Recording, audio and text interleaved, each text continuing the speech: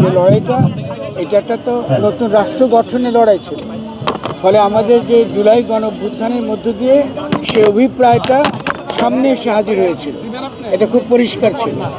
এই বার্তাটা আমরা তরুণরা কতটুকু ধারণ করছি তার উপর নির্ভর করছে তাদের রাজনৈতিক তৎপরতা। ব্যাপারটা হচ্ছে রাষ্ট্র গঠন করা, রাষ্ট্র সংস্কার নয়। কারণ আমরা বাহাত্তরেও আমরা কিন্তু রাষ্ট্র গঠন করতে পারি না, যেটা আমরা সবসময় এটা আমরা বলে আসছি। তো আমরা মনে করি যে কোনো তরুণদের যে কোনো উদ্যোগের প্রতি আমার সমর্থন রয়েছে। এটা একটা প্রক্রিয়া, এটা কোনো কারা করছে, কি বক্তব্য দিচ্ছে, তাই তাদের খসড়া দলিল কতটুকু দুর্বল, কতটুকু শক্তিশালী, এটার বাইরে অনেক বেশি গুরুত্বপূর্ণ হলো এই যে আমরা একটা রাজনৈতিক পরিসরে একটা তর্ক করতে পারছি কিনা, সে পরিবেশ আমরা গড়ে তুলতে পারছি কিনা। তো সেক্ষেত্রে আমার নিজের যে অবস্থান, এটা আপনার প্রত্যেকে কম বেশি জানেন।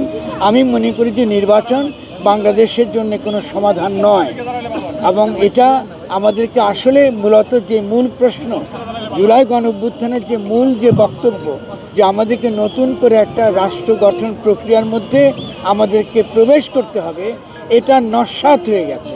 এটা 8 তারিখেই একটা সাংবিধানিক প্রতিবিপ্লবের মধ্য দিয়ে এটা কিন্তু নষ্ট হয়ে গেছে।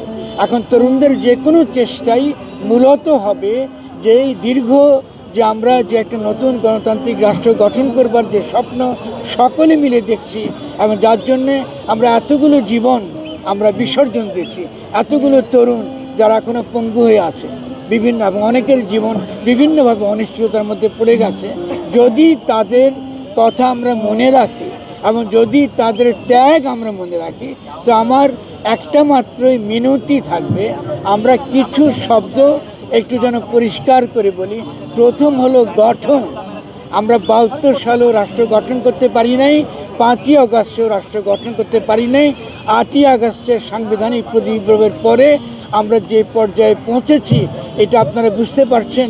আন্তর্জাতিকভাবে যে ভূ রাজনীতি, আজকে আপনার ট্রাম্পের দেখছেন, আপনি ট্রাম্পের যেই ভেনেজুয়েলায় যেভাবে হামলা করলো, যেভাবে তাদেরকে দখল করে নিল, একজন তাদের নির্বাচিত একজন প্রেসিডেন্টকে ধরে নিয়ে গেল, এটার দ্বারা একটা ব্যাপার অত্যন্ত পরিষ্কার যে আন্তর্জাতিকভাবে এবং আঞ্চলিকভাবে আমরা নিরাপদ না।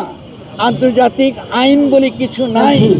আমাদেরকে বেঁচে থাকতে হলে, শুধু বেঁচে থাকতে হলে আমাদেরকে একটা ঐক্যের জায়গায় থাকতে হবে। আমি এই বক্তব্যটা শুধু রাজনৈতিক দল যারা করছেন, তরুণরা যারা করছেন তাদেরকে বলছি না, আমি আমাদের সৈনিকদেরকেও বলছি, আগামী